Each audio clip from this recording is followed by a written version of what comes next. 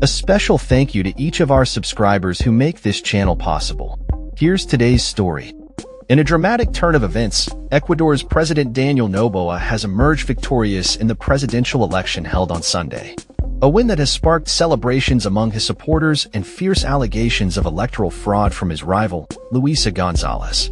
With over 92% of the ballot boxes counted, Noboa secured 55.8% of the votes, translating to a lead of more than 1 million votes over Gonzalez, who garnered 44.1%. This significant margin has led Noboa to declare his victory as historic, emphasizing the clarity of the results.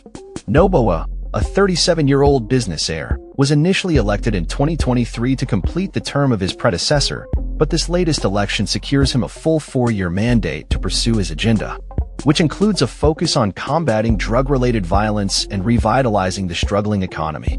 The election results, however, have not come without controversy.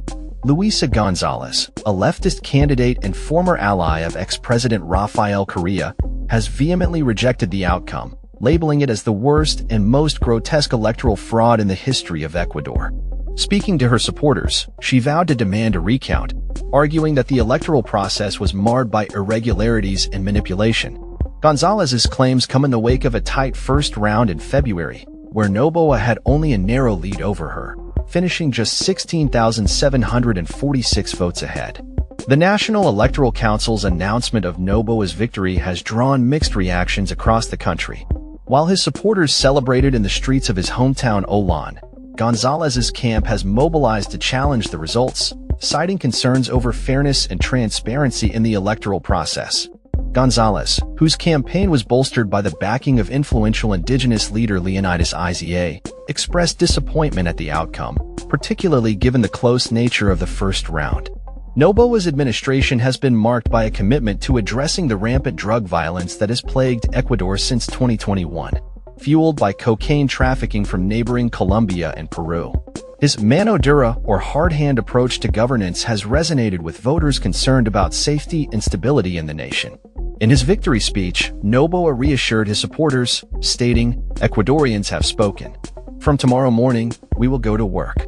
He dismissed Gonzalez's fraud allegations, asserting that the results were clear and indicative of the public's desire for change.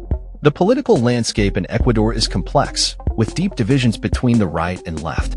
Noboa's victory signals a continuation of right-wing policies aimed at economic recovery and a tough stance on crime. However, the allegations of fraud and the demand for a recount by Gonzalez could lead to further political turmoil in the coming days.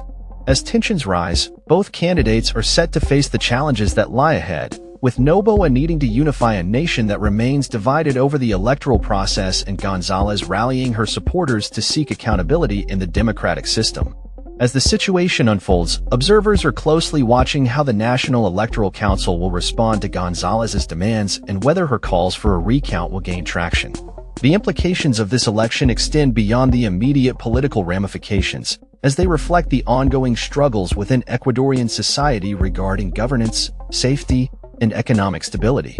The coming weeks will be critical in determining the future trajectory of Ecuador under Noboa's leadership and the potential for reconciliation or further discord in the political arena.